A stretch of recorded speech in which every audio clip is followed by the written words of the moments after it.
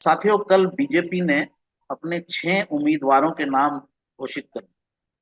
अब ये जो 6 उम्मीदवारों के नाम घोषित किए गए हैं, उनमें कितना दम है और क्या वो चुनाव जीतने की स्थिति में है? 6 में से 2 कैंडिडेट नए हैं, 2 पुराने कैंडिडेट्स को हटाया गया है। एक सिरसा से सुनीता दुग्गल को, जिनकी जगह अशोक तंवर को लाया गया है, और करनाल से पूर्व मुख्यमंत्री मनोहर लाल खट्टर को सीट दी गई है, जो पहले संजय भाटिया के पास। संजय भाटिया ये सीट बड़े लंबे मार्जिन से जीते थे, फिर भी उनको हटा दिया गया। तो ये पूरा जो बीजेपी ने 10 में से 6 कैंडिडेट घोषित किए हैं, ये ये कितने मजबूत हैं, कितना मजबूती से चुनाव लड़ पाएंगे, क्या उनकी स्थिति बनेगी, इस सब पर आज चर्चा करते हैं। हमारे साथ जुड़े हुए हैं राजनीतिक विश्लेषक प्रद्युम्न जोशीला जी। उनसे बात करते हैं। प्रद्युम्न जी, नमस्कार। जी नमस्कार, बहुत बहुत धन्यवाद। प्रद्युम्न जी, क्या लगता है आपको, ये जो 6 कैंडिडेट हैं, एक एक करके चर्चा करते हैं, इकट्ठे नहीं करते हैं। जी सबसे पहले आपके इलाके से जी जो आते हैं, अशोक तंवर जी। सुनीता दुग्गल को क्यों जी। हटाया गया, और अशोक तंवर कितना बेहतर चुनाव लड़ पाएंगे, क्या परिस्थिति बनेगी सिरसा कॉन्स्टिट्यूंसी? देखो, सिरसा लोकसभा क्षेत्र में सुनीता दुग्गल को जब पिछली बार टिकट दी गई, तब से लेकर के और उनके लगभग 5 साल का जो ये कार्यकाल उनका रहा, इसमें वो लोगों से बहुत ज्यादा जुड़ाव नहीं रख पाई। एक बहुत वरिष्ठ अधिकारी वो रही हैं, उनके पति भी पुलिस में बड़े अधिकारी हैं। लिहाजा वो जो कार्यकर्ता और जो आम जनता है, उससे उस तरह का अपना एक सामंजस्य नहीं बैठा पाई। एक अधिकारी की जो उनकी छवि थी, वो कहीं ना कहीं उसमें आड़े जरूर आ रही थी। और वो ना केवल सुनीता दुग्गल के लिए, बल्कि जो पिछली बार 10 जो सांसद बने थे, उनमें से 2 अधिकारियों को बीजेपी ने टिकट दी थी, जो पूर्व में अधिकारी रहे थे। चाहे वो हिसार के सांसद ब्रिजेंद्र सिंह हो और चाहे सिरसा की सांसद सुनीता दुग्गल हो, दोनों ही लोगों से इतना बेहतर जुड़ाव नहीं रख पाए। लिहाजा सुनीता दुग्गल की टिकट कटना, पिछले काफी दिनों से ऐसा लग रहा था कि उनकी टिकट कटेगी। ये तो डॉक्टर अशोक तंवर आम आदमी पार्टी को छोड़ करके और भारतीय जनता पार्टी में आ गए, तो उनको टिकट मिल गई। अगर वो नहीं भी आते, तो हो सकता था वहां किसी नए चेहरे पर भारतीय जनता पार्टी दांव खेलती। लेकिन इतना निश्चित था कि सुनीता दुग्गल की टिकट कटना, जो 10 सांसद थे उनमें बिल्कुल टॉप में था। दूसरी बड़ी बात, पिछले 5 साल के अपने कार्यकाल में सुनीता दुग्गल पूरी सिरसा जो लोकसभा क्षेत्र है, जिसमें सिरसा, फतेहाबाद और जींद जिले का नरवाना क्षेत्र आता है, उसमें कोई ना ही तो बड़ी कोई योजना ला पाई केंद्र सरकार से, ना ही कोई बड़ा प्रोजेक्ट उस पूरे क्षेत्र में आ पाया। और वो कहीं पूरी लोकसभा में अपनी कोई उपस्थिति उस स्तर पर नहीं दर्ज दर्शा नहीं पाई, करवा पाई। जिस ठीक है, स्तर पर सुनीता दुग्गल जी का जिस तो स्तर मोटे तौर पर पर हो गया जी कि वो नहीं जनता से जुड़ाव जी कर पाई, लेकिन अशोक तंवर जी की क्या जी। स्थिति बन रही है? देखो, अशोक तंवर का ये सिरसा कोई घरे क्षेत्र नहीं है। वो वैसे तो झज्जर जिले से आते हैं, चिमनी गांव उनका है। लेकिन 2009 में जब उस समय के जो सांसद थे सरदार आत्मा सिंह गिल, उनकी टिकट काट करके, और अशोक तंवर जो कि एनएसयूआई और युवा कांग्रेस के राष्ट्रीय अध्यक्ष रहे थे, बड़े युवा नेता थे और राहुल गांधी के नजदीकी थे, उनको एकदम से टिकट दी गई और वो 15 दिन में ही चुनाव जीत गए।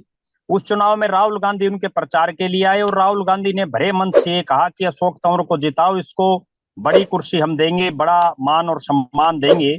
और लोगों ने उनको बिल्कुल ना जानते हुए भी लाखों वोटों से चुनाव जिताया। उसके बाद की जो स्थिति है, 2014 का चुनाव हो चाहे 2019 का चुनाव हो, दोनों बार देश में मोदी जी की लहर के बावजूद अशोक तंवर कांग्रेस पार्टी की टिकट पर बहुत अच्छे खासे वोट जो है सिरसा से ले गए थे। 4 लाख के आसपास उनको जो है वोट मिले थे और उनकी एक सम्मानजनक हार सिरसा लोकसभा में हुई थी। उसके बाद भी वो लगातार इस सिरसा पार्लियामेंट क्षेत्र में सक्रिय रहे। अशोक तंवर के नेगेटिव अगर कोई बात जाती है, तो वो ये जाती है कि वो पिछले 5 साल में बहुत सी पार्टियां बदल चुके हैं। पहले वो कांग्रेस में थे, बड़े युवा समय में उनको कांग्रेस का प्रदेश अध्यक्ष बनाया गया, लेकिन वहां चौधरी भूपेंद्र सिंह हुड्डा के साथ उनकी नहीं पटी और आखिरकार उनको कांग्रेस छोड़नी पड़ी भरे मन से। उसके बाद उन्होंने अपना दल बनाया खुद का, फिर तृणमूल कांग्रेस में चले गए, आम आदमी पार्टी में चले गए और वहां से होते होते वो भारतीय जनता पार्टी आखिरकार उनको रास आई और बीजेपी में उनको टिकट मिली। मेरे हिसाब से अशोक तंवर सिरसा लोकसभा के लिए बीजेपी के परफेक्ट कैंडिडेट हैं। लेकिन यहाँ सब कुछ दांव पर रहेगा कि कांग्रेस किसको मैदान में उतारती है। जी अगर कांग्रेस अशोक, अगर कांग्रेस यहाँ से कुमारी शैलजा को चुनावी मैदान में उतार देती है तो अशोक तंवर के लिए एक बड़ी परेशानी भी हो सकती है। तो जी शैलजा जी का अगर यहाँ वोट है इतना, तो शैलजा जी जी अंबाला जी। से क्यों लड़ती हैं बार बार? देखो, कुमारी शैलजा का जो सिरसा लोकसभा क्षेत्र में अंबाला से भी ज्यादा होल्ड है। उसका कारण क्या है कि यहाँ उनके पिता श्री चौधरी दलबीर सिंह ने यहाँ से राजनीति शुरू की। वो कई बार सांसद बने, केंद्र में मंत्री बने। उसके बाद कुमारी शैलजा सिरसा से 2 बार सांसद बनी। लेकिन उसके बाद ये जो पुराना परिसीमन जब था 2009 के लोकसभा चुनाव से पहले, तब तक इस पूरे क्षेत्र में चौधरी भजनलाल का एक बड़ा वर्चस्व था। और चौधरी भजनलाल और कुमारी शैलजा दोनों कांग्रेस पार्टी में थी। चौधरी भजनलाल और विशेषकर जो बिश्नोई वोट या चौधरी भजनलाल के जो समर्थक थे, वो कुमारी शैलजा को बहुत कम मात्रा में वोट करते थे, जिस वजह से कुमारी शैलजा यहाँ से फिर हारती चली गई। और आखिरकार एक ऐसी नौबत आई कुमारी शैलजा के सामने कि चौधरी भजनलाल जो उनको बार बार हरवा देते थे, आखिरकार उनको सिरसा छोड़ करके और अंबाला शिफ्ट होना पड़ा। फिर उन्होंने 2004 और 2009 में वो अंबाला से जीती। उसके बाद फिर वो अंबाला से भी हार गई। उनका जो खुद का गांव है प्रभुवाड़ा, वो इस लोकसभा क्षेत्र के बिल्कुल साथ लगता गांव है।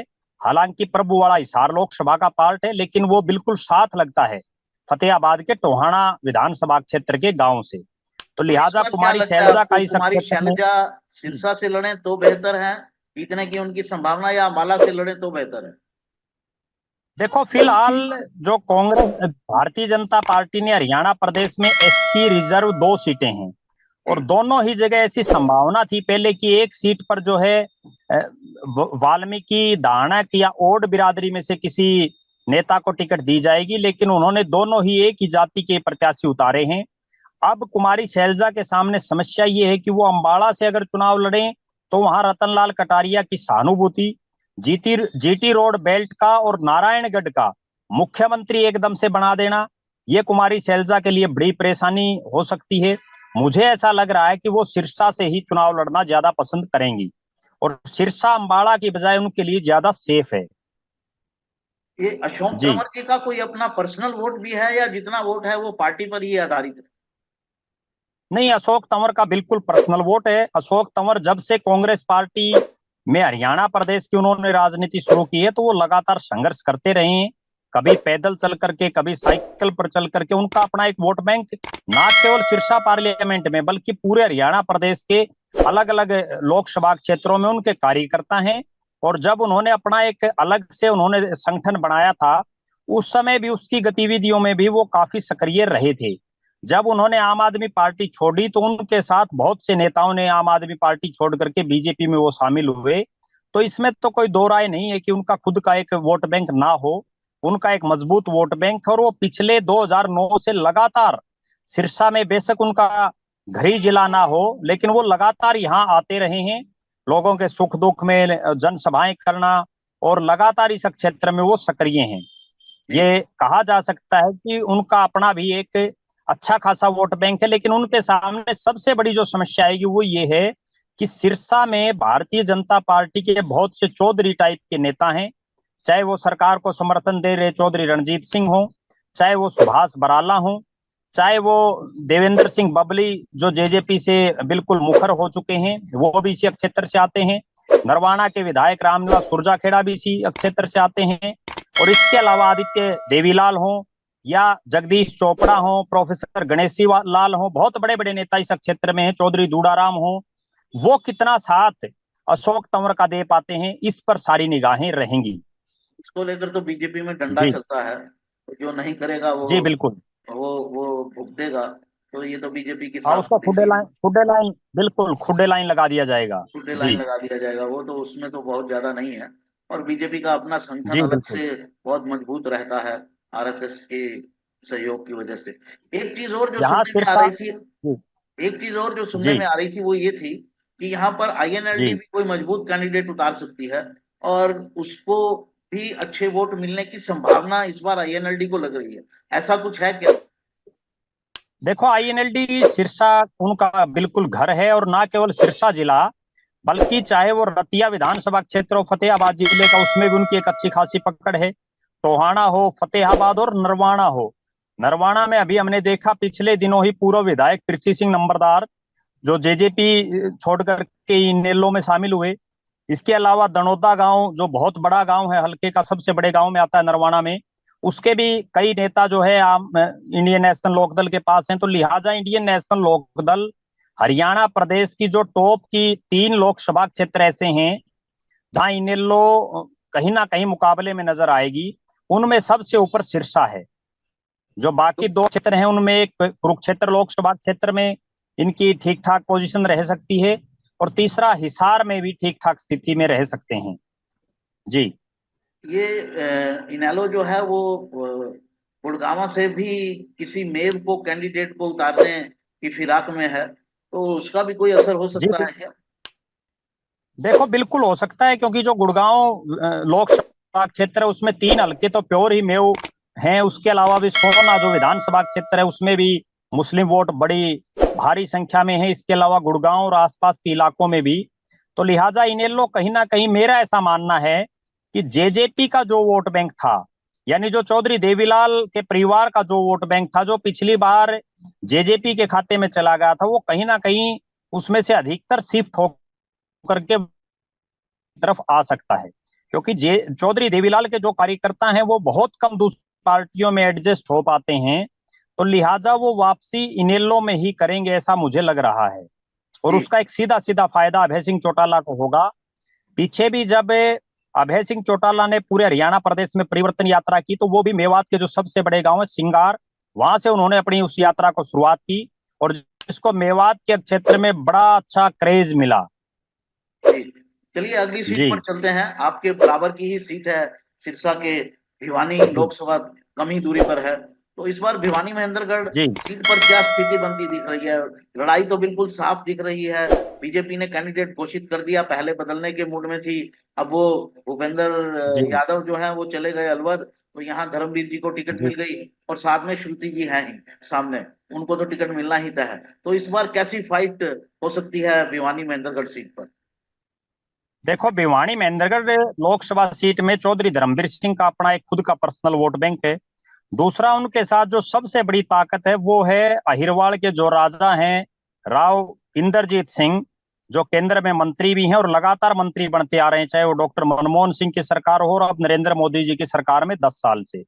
राव इंद्रजीत के रूप में उनके पास वो साथी मौजूद है जो ना उनकी टिकट कटने देता चौधरी धर्मवीर सिंह की, ना उनकी जीत में कहीं कोई संशय पैदा होने देता। क्योंकि अगर भिवानी महेंद्रगढ़ लोकसभा क्षेत्र की बात करें तो उसमें 4 विधानसभा क्षेत्र महेंद्रगढ़ के आते हैं, जिसमें महेंद्रगढ़, नारनौल, अटेली और नांगल चौधरी जो अहिर बाहुल्य हैं।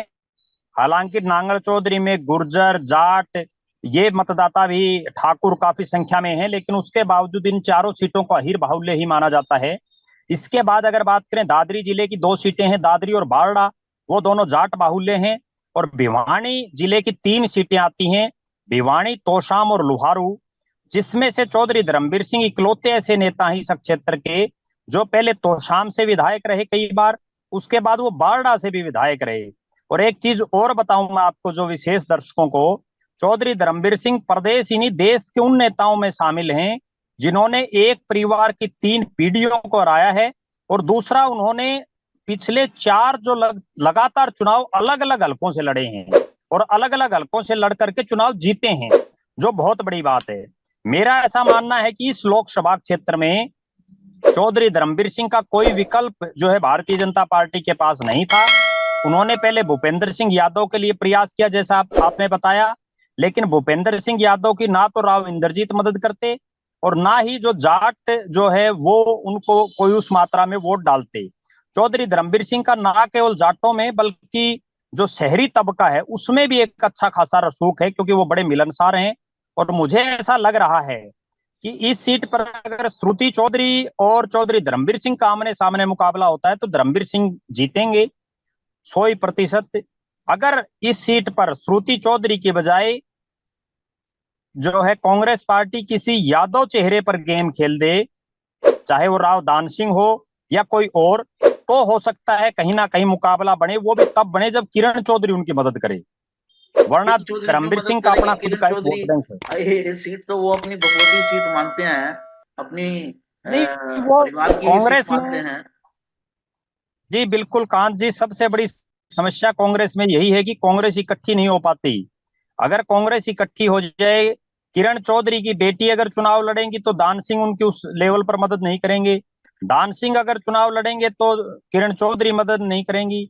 यहां तक कि खुद चौधरी बंसीलाल के जो बेटे रणबीर सिंह मेहंद्रा, वो भी उस लेवल पर मदद नहीं करते। अपनी भतीजी है उनकी सगी श्रुति चौधरी, लेकिन नहीं करते।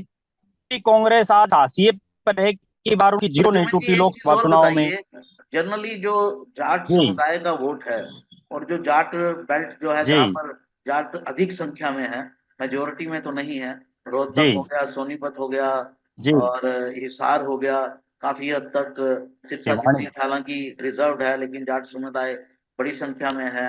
ये जो जी चार पांच डिस्ट्रिक्ट हैं जहाँ जाट समुदाय बड़ी संख्या में है, तो वहां पर जी ये देखा गया है कि जाट बीजेपी के कैंडिडेट को वोट देने के लिए बिल्कुल तैयार नहीं, बिल्कुल मोटे तौर पर कोई वोट नहीं देता है उनको, और जो भी उनका देखो, कंपटीशन।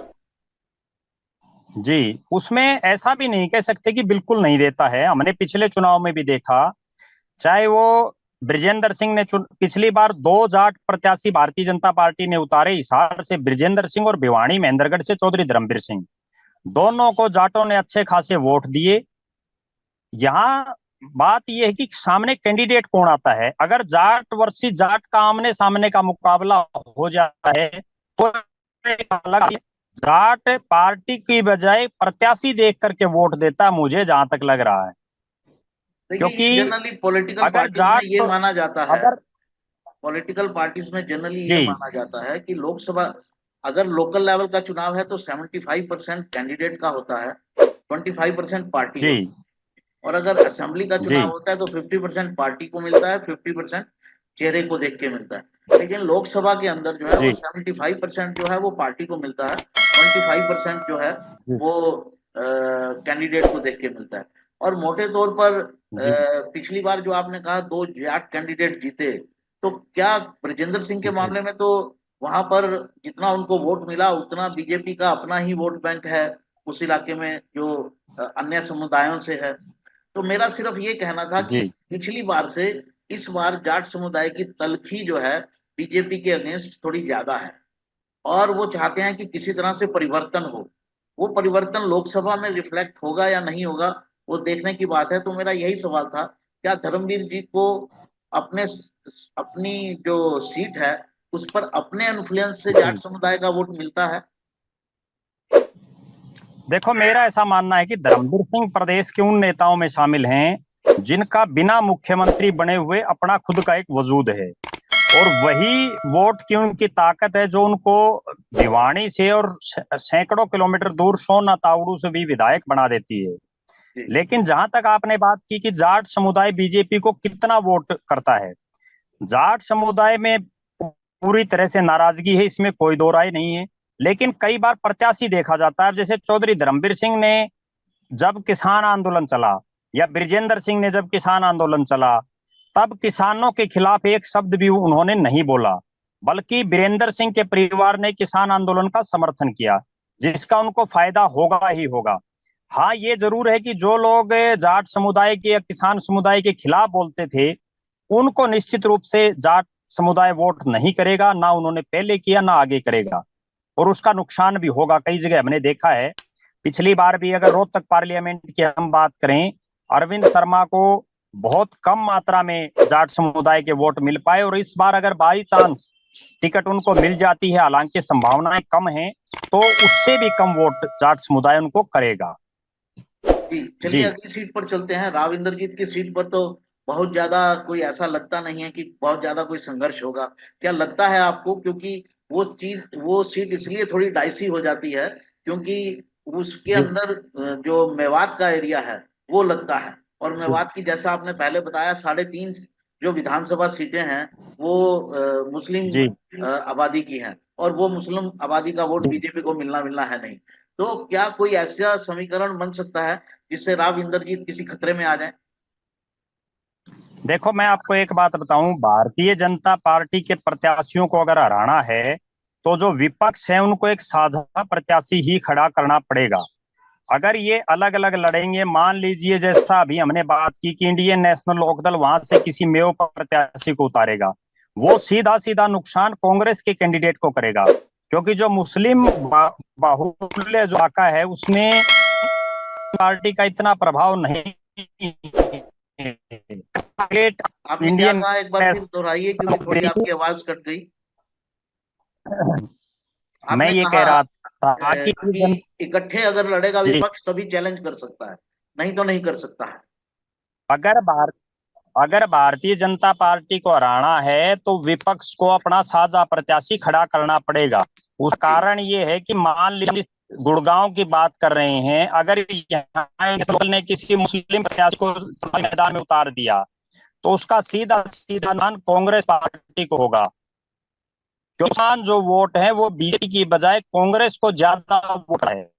उस हालात में जीत के लिए चुनाव जीतना और आसान हो जाता है। और जी जिस प्रद्युम्न तरह जी, से जरा गुड़गांव की जो समय थोड़ा सबसे कम बड़ी रह मांग गया है, थी हम पास में पहुंच गए हैं मोटे तौर पर। जी, आपकी इस सीट पर बात आ गई, अगली 3 सीटों की भी फटाफट चर्चा कर लेते हैं। फरीदाबाद में क्या स्थिति बनती दिख जी, रही है? फरीदाबाद में सब कुछ डिपेंड रहेगा कि कांग्रेस किस कैंडिडेट को उतारती है, क्योंकि भारतीय जनता पार्टी ने कृष्ण गुर्जर को दोबारा से मैदान में उतारा है। अगर बीजेपी उनकी टक्कर, अगर कांग्रेस उनकी टक्कर में महेंद्र प्रताप जैसे बड़े चेहरे को चुनावी मैदान में लाती है तो निश्चित रूप से जाट और जो गुर्जर का एक कॉम्बिनेशन बन करके उनको फाइट दे सकता है, वरना कृष्णपाल गुर्जर दोबारा से चुनाव जीतने की हालात में हैं। जी जी। और जी अंबाला की बात करते हैं, बंतो कटारिया की क्या स्थिति बनेगी? महिला हैं, उतनी मेरे ख्याल आउट गोइंग देखो, नहीं है। अम्बाला में मेरा ये मानना है कि अभी 2 दिन पहले का एपिसोड हुआ, उसके बाद बंतो कटारिया नहीं बल्कि नायब सिंह सैनी के चेहरे पर वहां चुनाव लड़ा जाएगा। नायब सिंह सैनी खुद नारायणगढ़ से विधायक रहे हैं, जो इसी अम्बाला लोकसभा क्षेत्र में आता है, और अम्बाला को प्रदेश का मंत्री बना मिला है, लिहाजा उनको सीधा सीधा फायदा इसका होगा। बंतो कटारिया राजनीति में रतनलाल कटारिया जी से पहले भी सक्रिय रही हैं। यहाँ कांग्रेस किसको चुनावी मैदान में उतारती है, एक बहुत बड़ा नाम कांग्रेस की तरफ से भी यहाँ चल रहा है, और वो नाम है कांग्रेस के प्रदेश अध्यक्ष उदय भान जी का। अगर उदय भान जी को यहाँ चुनावी मैदान में कांग्रेस उतार देती है और कुमारी शैलजा जैसा हमने पहले बात की कि कांग्रेस एकजुट होकर के चुनाव लड़े, तो बंतो कटारिया को कहीं ना कहीं फाइट वो मिल सकती है। जी। अंतिम सीट पर जी बात करते हैं, करनाल। अब मनोहर खट्टर को इसलिए जी हटाया गया कि उनके खिलाफ थोड़ी एंटी इनकमेंसी बन रही थी, पार्टी के अंदर भी बन रही थी, संघ में भी जी बन रही थी, लोगों में भी बन रही जी थी। अब अगर उनको जी लोकसभा सीट दे दिया, क्या तो जी वो एंटी इनकमेंसी लोकसभा में उनके खिलाफ नहीं जाएगी? तो ये क्या समीकरण बन रहा है? देखो, लोकसभा में करनाल लोकसभा देश की उन लोकसभाओं में शामिल थी जो देश की सबसे बड़ी 3 जो टॉप की जीत थी उनमें संजय भाटिया की जीत थी। उनकी टिकट काट करके और मनोहर लाल खट्टर जी को चुनावी मैदान में उतारना, अब सब कुछ डिपेंड एक तो इस चीज पर है कि संजय को बीजेपी प्रदेश अध्यक्ष बनाया जाता है या नहीं, जैसी अभी संभावना रही है। दूसरी बात, कांग्रेस यहाँ से मुझे जैसा लग रहा है कि वीरेंद्र राठौड़ हैं, यहाँ एक राजपूत नेता हैं, पार्टी बड़े राष्ट्रीय सचिव हैं, हो सकता है उनके चेहरे पर गेम खेल दे कांग्रेस पार्टी, क्योंकि पिछली बार तो उन्होंने कुलदीप शर्मा को चुनावी मैदान में उतारा था। चिरंजी लाल शर्मा यहाँ से कई बार सांसद में नहीं है। मुख्यमंत्री जो रहे हैं मनोहर खट्टर जी, उनके लिए भी सीट पर आज के दिन कम से कम उतनी टक्कर नहीं दिखाई दे रही। हालांकि ये करनाल का वो इलाका है, करनाल और पानीपत का, जहां कांग्रेस को भी हम उतना कमजोर नहीं कह सकते जितना जो है दिखाया जा रहा है। अगर कांग्रेस यहाँ मजबूती से चुनाव लड़ती है तो निश्चित रूप से फाइट करेगी। एक और खास बात मैं आपको बताऊं कांत जी, जो भारतीय जनता पार्टी ने 6 लोकसभाओं की सीट पहली सूची में जारी की है, ये वो लोकसभाएं हैं जहां भारतीय जनता पार्टी अपने आप को सही स्थिति में मानती है। जिन 4 लोकसभा की सीटों पर भारतीय जनता पार्टी हार के कगार पर है, उसमें चाहे रोहतक हो, सोनीपत हो, हिसार हो, कुरुक्षेत्र हो, जहां मुकाबला रहेगा कांटे का और हार भी सकती है, उनके प्रत्याशियों पर अभी माथापच्ची चल रही है। इन 6 सीटों में तो मैं ये कह सकता हूं, जो कंक्लूजन है कि भारतीय जनता पार्टी के पक्ष में ही माहौल ज्यादा दिखाई दे रहा है। जी जी जी। तो जैसा प्रद्युम्न जी ने बताया, जो 6 लोकसभा की सीटों पर कैंडिडेट्स घोषित किए गए हैं, वो 6 बीजेपी की मजबूत सीटें हैं। और वहां जी पर बीजेपी के जीतने की संभावना काफी है। जो 4 सीटें बची हुई हैं, कुरुक्षेत्र, हिसार, सोनीपत और रोहतक, ये चारों सीटें जो हैं वो टफ हैं। हालांकि कांग्रेस इन 4 सीटों के अलावा कुरुक्षेत्र को इसमें नहीं मानती। वो भिवानी और सिरसा में मानती है कि वो उनकी मजबूत सीटें हैं। जो कांग्रेस के अंदरूनी सूत्र हैं, उनका कहना है कि 5 सीटों पर हम बड़ी अच्छी स्ट्रांग पोजीशन में है। रोहतक, वो सोनीपत, वो हिसार, इसलिए सिरसा। ये समय कम हो गया प्रद्युम्न वो जी। इसलिए जी प्रद्युम्न जी, समय जी हो गया, फिर बात करेंगे आपसे। तो साथियों, ये था जी हमारा पूरा विश्लेषण। आपको कैसा लगा? अच्छा लगा, सब्सक्राइब कीजिए हमारे चैनल को और लाइक कीजिए, अपनी मित्र मंडली में इसे आगे बढ़ाइए। नमस्कार।